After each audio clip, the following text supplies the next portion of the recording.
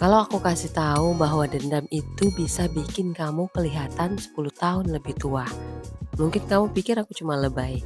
Tapi ini fakta ilmiah. Dendam bukan cuma bikin hati panas, tapi benar-benar mempercepat jam biologis tubuh kita, merusak sel dari dalam, dan membuat kita menua sebelum waktunya. Memendam dendam itu seperti membiarkan racun mengalir di darah, sedikit demi sedikit membunuh sel-sel sehat dan membuat hidup kita lebih pendek. Kalau kamu pikir dendam itu cuma masalah hati, kamu salah besar. Dendam sebenarnya berpengaruh langsung ke kesehatan fisik dan mental kita. Di video ini aku akan jelaskan kenapa memaafkan itu bukan cuma baik secara agama, tapi juga secara ilmiah. Dalam Islam, Allah sangat memuji orang yang mampu memaafkan, bahkan ketika punya kekuatan untuk membalas. Dalam Quran Surat Ali Imran ayat 134 disebutkan bahwa orang yang menahan amarah dan memaafkan itu dicintai Allah. Rasulullah SAW pun mengajarkan kita untuk memaafkan, karena itu jalan menuju ketenangan jiwa. Penelitian modern seperti yang dilakukan di Mayo Clinic membuktikan bahwa memaafkan dapat menurunkan tekanan darah, mengurangi kecemasan, dan menurunkan resiko depresi. Ini bukan cuma kata-kata manis, tapi ada bukti nyata dari riset. Ketika kita memendam dendam, otak kita terus memproduksi hormon stres seperti kortisol dan adrenalin. Kalau ini berlangsung lama, tekanan darah jadi naik, peradangan tubuh meningkat, sistem imun melemah, dan proses penuaan sel jadi lebih cepat. Orang yang mampu memaafkan biasanya punya hubungan sosial yang lebih sehat dan bahagia. Sedangkan dendam justru membuat kita terisolasi dan kehilangan dukungan dari orang lain. Memaafkan itu bukan berarti membenarkan kesalahan orang lain, tapi melepaskan diri kita dari beban masa lalu. Dengan memaafkan, kita sebenarnya menyelamatkan diri sendiri dari sakit hati, sakit pikiran, sampai sakit fisik. Jadi yuk, jangan biarkan racun dendam itu terus mengalir dalam darah kita. Dendam adalah perasaan marah, sakit hati, atau kebencian yang disimpan terhadap seseorang atau kejadian yang dianggap menyakiti atau merugikan kita. Berbeda dengan kemarahan yang mungkin cepat berlalu, dendam biasanya dipertahankan dalam waktu lama dan terus dipelihara dalam pikiran dan hati. Dampak psikologis memendam dendam. Pertama, stres kronis. Memendam dendam membuat pikiran terus-menerus mengulang kejadian menyakitkan. Ini menyebabkan stres yang berkepanjangan, kecemasan dan depresi.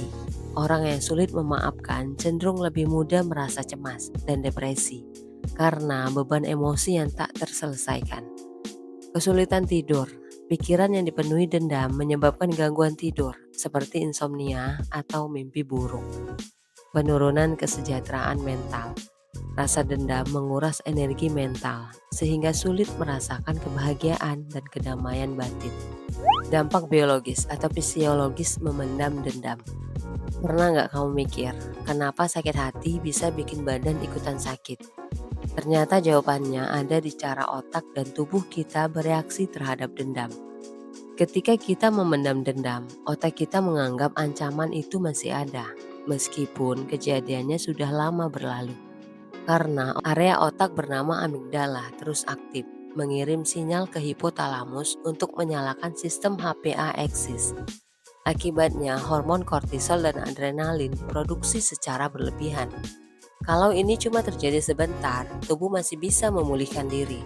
Tapi kalau dendam disimpan bertahun-tahun, hormon stres ini menjadi racun kronis bagi tubuh. Di ujung setiap kromosom ada telomere, pelindung yang menjaga DNA kita tetap stabil. Bayangkan, telomere seperti ujung plastik pada tali sepatu. Setiap kali sel membelah, telomeres memendek sedikit. Stres kronis akibat dendam membuat pemendekan ini terjadi jauh lebih cepat. Penelitian Dr. Elizabeth Blackburn dan Dr. Elisa Apple, orang yang hidup dengan stres emosional kronis, memiliki telomere lebih pendek, membuat mereka secara biologis 7-10 tahun lebih tua dari usia sebenarnya. Telomeres yang habis sama dengan sel berhenti membelah, sama dengan sel menjadi senescent cell yang menua dan membuat zat-zat pro-penuaan. Dendam membuat tubuh selalu mode siaga perang. Sistem imun memproduksi sitokin pro-inflamasi seperti IL-6 dan TNF-alpha.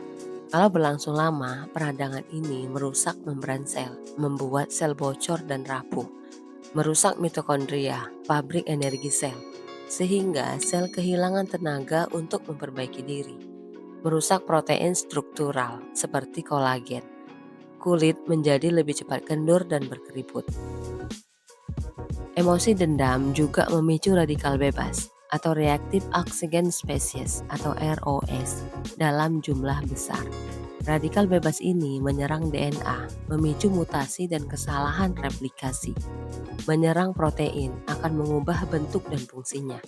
Menyerang lipid di membran sel akan membuat sel lebih rapuh. Jurnal Free Radical Biology dan Medicine mencatat bahwa stres emosional yang berkepanjangan meningkatkan beban oksidatif yang menjadi salah satu penyebab utama penuaan dini. Begitu sel menjadi tua atau senescence, mereka tidak mati begitu saja. Mereka mengeluarkan zat pro-penuaan yang disebut SASP atau Senescence Associated Secretory Phenotype. SASV ini menyebar ke sel-sel sehat di sekitarnya dan membuat mereka ikut cepat menua. Hasilnya, penuaan tidak lagi terjadi di satu bagian tubuh, tapi merambat ke seluruh organ. Dampak ke organ dan penampilan. Otak kehilangan koneksi saraf lebih cepat, memicu penurunan memori. Di jantung, pembuluh darah menjadi kaku, resiko penyakit jantung meningkat. Di kulit, kolagen dan elastin cepat rusak, muncul keriput dini. Di sistem imun, melemah dan membuat kita mudah sakit. Semua ini bisa dipercepat hanya karena kita memilih untuk memelihara dendam. Jadi memendam dendam bukan cuma masalah hati atau emosi. Itu adalah keputusan yang secara biologis menekan tombol percepat pada proses penuaan tubuh kita. Hidup sudah singkat, jangan kita potong sendiri dengan memelihara racun di pikiran. Lepaskan, bukan demi orang yang membuat kita sakit hati, tapi demi sel-sel tubuh kita yang ingin tetap hidup sehat lebih lama. Dampak sosial dari memendam dendam. Orang yang memendam dendam biasanya menutup diri, sulit percaya orang lain, dan terisolasi dari lingkungan sosial. Dendam memicu siklus konflik yang tidak pernah selesai, sehingga hubungan dengan keluarga, teman, atau rekan kerja rusak terus-menerus. Hilangnya dukungan sosial. Tanpa hubungan yang sehat, kita kehilangan jaringan pendukung emosional yang sangat penting untuk kesehatan mental dan fisik. Perspektif spiritual dan agama Islam. Memaafkan mendatangkan ridho Allah. Dalam Islam, memaafkan adalah tindakan mulia yang mendapat pahala besar dan keridhaan dari Allah Subhanahu wa Ta'ala. Mencegah penyakit hati. Dendam adalah racun hati yang menghalangi ketenangan dan menghambat perjalanan spiritual. Ketenangan jiwa. Memaafkan membantu menghilangkan beban emosi dan membawa ketenangan batin. Teladan Rasulullah SAW.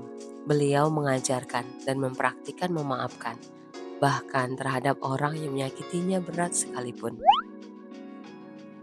Cara mengatasi dan melepaskan dendam. Sadari dampaknya. Memahami kerusakan dendam pada tubuh dan jiwa dapat menjadi motivasi awal untuk berubah. Berlatih empati.